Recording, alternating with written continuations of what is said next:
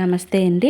Welcome back to my channel. ఈ వీడియోలో 2024వ సంవత్సరంలో ఆషాఢ మాసం ఎప్పటి నుంచి ఎప్పటి వరకు ఉంటుంది, అలాగే ఈ మాసంలో వచ్చే ముఖ్యమైన పండుగలేమిటి, ఆషాఢ మాసంలో కొత్తగా పెళ్ళైన అమ్మాయి అత్తవారింటి నుండి అమ్మ వాళ్ళ ఇంటికి వెళ్తారు కదండి. అలా ఎప్పుడు వెళ్ళాలి, అదేవిధంగా తిరిగి అత్తవారింట్లో ఎప్పుడు అడుగు పెట్టించాలి, ఈ ఆషాఢ మాసంలో ఎందుకు కొత్తగా పెళ్ళైన అమ్మాయి అత్తవారింట్లో ఉండకూడదు అంటారు, అత్త కోడళ్ళు ఎందుకు ఒకే ఇంటిలో ఉండకూడదు, అదేవిధంగా అత్త లేకపోతే కొత్తగా పెళ్ళైన భార్యాభర్తలు కలిసి ఉండవచ్చా అనే విషయాలు అన్నీ కూడా ఈరోజు వీడియోలో మనం తెలుసుకుందాము. కంప్లీట్గా వీడియోనైతే చూడండి. కొత్తగా చూసేవాళ్ళు ఎవరైనా ఇంకా మన ఛానల్ని సబ్స్క్రైబ్ చేసుకోకపోతే వెంటనే చేసుకోండి మరిన్ని యూస్ఫుల్ వీడియోల కోసం. ఆషాఢ మాసం అంటే కొత్తగా పెళ్ళైన అమ్మాయి అమ్మ వాళ్ళ ఇంటికి వెళ్తూ ఉంటారు అన్న ఆనందం ఒకవైపు ఉంటుంది, అదేవిధంగా భర్తను అత్తవారిని వదిలి వెళ్ళాలి అనే బాధ ఒకవైపు ఉంటుంది. ఈ విషయం ప్రతి పెళ్ళైన అమ్మాయికి ఆడవారికి అనుభవమే. అయితే ఈ ఆషాఢ మాసంలో ఎటువంటి శుభకార్యాలు ఉండవండి. గృహప్రవేశాలు కానీ లేదా ఉపనయాలు కానీ అక్షరాభ్యాసాలు ఇటువంటివి ఏవి కూడా ఉండవు, ఎందుకంటే పెళ్ళిళ్ళు కూడా ఉండవు. అందుకే ఈ మాసాన్ని మనం శూన్య మాసంగా పరిగణిస్తాము. అయితే శుభకార్యాలు ఏవి చేయటానికి అనువైన మాసం కానప్పటికీ ఈ మాసంలో మనం పూజలు వ్రతాలు దేవుణ్ణి ఆరాధించడానికి మనకి ఈ మాసం అనేది చాలా అనువైన మాసంగా మనం చెప్పుకోవచ్చు. అయితే 2024వ సంవత్సరంలో ఆషాఢ మాసం జూలై 6 శనివారం నుండి ప్రారంభమవుతుంది. అయితే ఆషాఢ మాసం ఎప్పుడూ కూడా జూలైలో మనకి వస్తూ ఉంటుందన్నమాట. శనివారం జూలై 6వ తేదీన మొదలై మనకి ముగింపు తేదీ వచ్చేసరికి ఆగస్ట్ 4 ఆదివారంతో మనకి ముగింపు వస్తుంది. అయితే ఆషాఢ మాసం మనకి నెల రోజుల పాటు ఉంటుంది. ఆషాఢ మాసం అనంతరం మనకి శ్రావణ మాసం మొదలవుతుంది. ఆషాఢ మాసం మొదలు అవ్వకముందే మనం కొత్తగా పెళ్ళైన అమ్మాయిని వాళ్ళ అమ్మ వాళ్ళ ఇంటికి పంపించాలి. అయితే 2024 జూలై 6న ఆషాఢ మాసం మనకి మొదలవుతుంది. ఈరోజు మనకి జూలై 5వ తేదీ వచ్చేసరికి 6వ తారీఖున మనకు మొదలవుతుంది. 5వ తేదీన వచ్చేసరికి అమావాస్య. ఈరోజు మనం అమ్మాయిని అమ్మ వాళ్ళ ఇంటికి పంపించకూడదు. అయితే మరి ఎప్పుడు పంపించాలి అంటే 2024 బుధవారం జూలై 3వ తేదీ మనం చాలా అనువైన రోజు. ఈరోజు ఉదయం 9 గంటల నుంచి 10 గంటల లోపు మనం అమ్మాయిని అమ్మ వాళ్ళ ఇంటికి పంపించాలి. కుదరకపోతే 9 గంటల నుంచి 11:35 వరకు మంచి ముహూర్తం ఉందండి. ఈలోపు కూడా మనం అమ్మగారింటికి పంపించాలి. అయితే ఎవరు అమ్మాయిని వాళ్ళ అమ్మ వాళ్ళ ఇంటికి దిగబెట్టాలి అంటే పుట్టింటి వాళ్ళే వచ్చి అమ్మాయిని మంచిగా తీసుకొని వెళ్ళాలి. మళ్ళీ అమ్మాయి ఎప్పుడు అత్తవారి ఇంటికి రావాలి అంటే మనకి ఆషాఢ మాసం అనేది 2024 ఆగస్ట్ 4వ తేదీతో ముగుస్తుంది అమావాస్యతో. ఇక 5వ తేదీన మనకి శ్రావణ మాసం అనేది ప్రారంభమవుతుంది. ఈ శ్రావణ మాసం అంతా కూడా మంచిదే అనుకుంటాము, కానీ 5వ తేదీన మనకి 2024 సంవత్సరం ఆగస్ట్ 8వ తేదీ వరకు మనకి మూడవలు ఉన్నాయండి.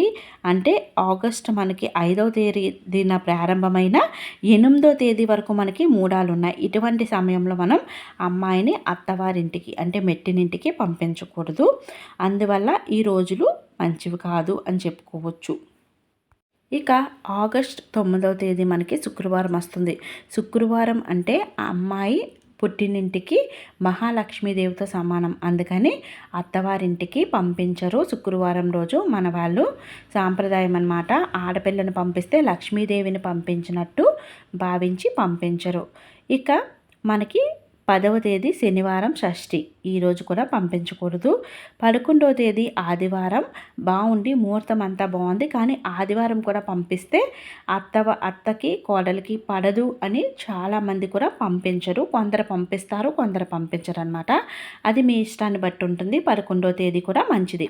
ఇక ఆగస్టు 14, 15వ తేదీలు చాలా మంచివి. ఈ టైంలో మీరు మీ పురోహితుడిని అడిగి, అంటే మీ ఇంటి పురోహితుడిని అడిగి ముహూర్తాలు పెట్టుకొని పంపించుకోవచ్చు. అయితే ఆషాఢ మాసంలో కొత్త దంపతులు కలిసి ఉండకూడదు అంటారు కదండి. దీనికి ఏంటంటే ఎందుకు ఉండకూడదు అంటే, పూర్వకాలంలో అందరూ కూడా వ్యవసాయం జీవనాధారంగా భావించి వ్యవసాయం చేసుకుంటూ ఉండేవారు. ఈ కాలం మనకి పంటలు పండించడానికి ఈ వర్షాకాలం చాలా అనువైన కాలం అన్నమాట. అన్నీ కూడా నాట్లు అవి వేస్తూ ఉంటారు కదా. కొత్తగా పెళ్ళైన జంట వాళ్ళ ఇరువురు కూడా వ్యామోహంలో ఉండి ఇక పనులపైన శ్రద్ధ చూపించకుండా ఉంటారని భావించి వాళ్ళని పని మీద నిమగ్నం చేసేలాగా అల్లుడు అత్తవారింటికి వెళ్ళకూడదు, అదేవిధంగా కోడలు అత్తవారి ఇంట్లో ఉండకూడదు అనే నియమాన్ని పెట్టారు. ఎందుకంటే ఆ నెల రోజులు అలా చేయడం వల్ల వాళ్ళకి మంచిగా పనులకి ఆటంకాలు లేకుండా ఉంటాయి అని. ఇంకొక కారణం కూడా ఉంటుందండి. అదేంటి అంటే, ఈ వర్షాకాలం మనకి చాలా ఎక్కువగా వ్యాధులవి, అంటువ్యాధులవి వస్తూ ఉంటాయి, వ్యాప్తి చెందుతాయి. ఈ సమస్య వల్ల కొత్తగా పెళ్ళైన దంపతులు గర్భం దాల్చడం వల్ల వాటి ప్రభావం శిశువుపై, అంటే గర్భంలో ఉన్న శిశువుపై పడుతుంది అని అంటువ్యాధులవి వ్యాప్తి చెంది గర్భం దాల్చిన మొదటి 3 నెలలు చాలా ముఖ్యమైన నెలలుగా భావిస్తారు కదా. అటువంటి టైంలో ఇలా అనారోగ్య పాలయ్యి అలాంటివి అవుతే పిల్లకి మరియు తల్లికి కూడా మంచిది కాదు, బిడ్డకి తల్లికి కూడా.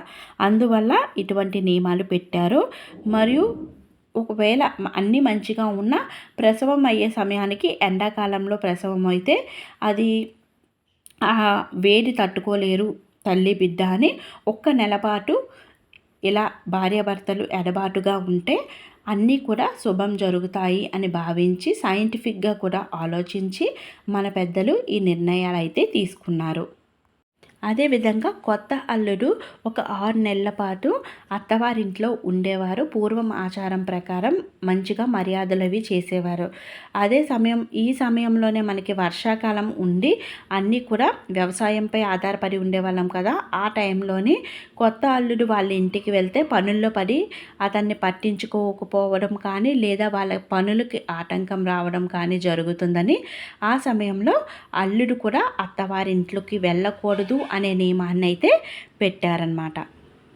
అయితే అత్త లేని వాళ్ళు ఒక ఇంట్లో ఉండొచ్చా భార్యాభర్తలు అంటే ఉండొచ్చండి, కానీ వాళ్ళు కలవకపోవడమే మంచిది. ఎందుకంటే చెప్పాను కదా, మనకి ఈ టైంలో కలిస్తే ఈ టైంలో మనకి అన్నీ కూడా మనకి ఎక్కువగా డిసీజెస్ అవి ఉంటాయి. అవన్నీ రావడమే కాకుండా 9 నెలలు పూర్తయ్యేసరికి మనకి మంచిగా చైత్రమాసం పూర్తయ్యి ఎండాకాలం వస్తుంది. ఆ టైంలో మనకి ప్రసవం అవ్వడానికి తల్లికి బిడ్డకి అనుకూలమైన కాలం కాదనమాట. అందుకని పెద్దలు చెప్పినవన్నీ మనం పాటిస్తూ ఉంటే చాలా మంచిదనమాట. ఇక ఈ మాసంలో శుభకార్యాలు ఎందుకు చెయ్యరు అంటే, శ్రీ మహావిష్ణువు యోగ నిద్రకి వెళ్ళింది ఇదే మాసంలో. శుభకార్యాలు తలపెడితే స్వామివారి ఆశీస్సులు మనం పొందలేము. అందుకని ఈ మాసంలో ఎవ్వరు కూడా ఎటువంటి శుభకార్యాలు చెయ్యరన్నమాట. ఇక ఈ మాసంలో వచ్చే ముఖ్యమైన పండుగలు వచ్చేసరికి వారాహి నవరాత్రులు జూలై 6వ తేదీ నుండి 14వ తేదీ వరకు ఉంటాయి. అమ్మవారిని ఆరాధిస్తే సకల ఐశ్వర్యాలు సిద్ధిస్తాయి. పూరి జగన్నాథ స్వామి రథయాత్ర మనకి జూలై 7వ తేదీన, మరియు మనకి స్కంద షష్ఠి సుబ్రహ్మణ్య స్వామిని ఈరోజు ఆరాధించడం వల్ల మనకి సంతానం లేని వాళ్ళకి సంతానము, అదేవిధంగా ఎటువంటి గ్రహ దోషాలు అవి ఉన్నా అన్నీ కూడా తొలగిపోతాయి. షష్ఠి వచ్చేసరికి మనకి జూలై 12వ తేదీన. ఇక శ్రీ మహావిష్ణువు యోగ నిద్రలోకి వెళ్ళే ఏకాదశిని మనం తొలి ఏకాదశిగా పరిగణిస్తాము, లేదా శయన ఏకాదశి అని కూడా అంటారు. జూలై 17వ తేదీన మనకి తొలి ఏకాదశి. ఈ రోజు నుండి మనకి చాతుర్మాస్య దీక్షలైతే ప్రారంభమవుతాయి. వ్రతం ఆచరించే వాళ్ళు ఈ రోజు నుంచి ఆచరిస్తారు. ఈ మాసంలో మనకి జూలై 21న గురు పౌర్ణమి. అదేవిధంగా తెలంగాణలో వాళ్ళు బోనాల పండగలు కూడా ఈ మాసంలోనే చేసుకుంటారు. చూశారు కదండి, ఆషాఢ మాసంలో మనకి ఉన్న పండుగలు, ఆషాఢ మాసం విశిష్టత అన్నీ కూడా తెలుసుకున్నారు కదా. ఇంకా ఏమైనా డౌట్స్ ఉంటే కామెంట్ సెక్షన్లో కామెంట్ చేయండి. మరొక మంచి వీడియోతో మళ్ళీ కలుద్దాము. Thanks for watching this video.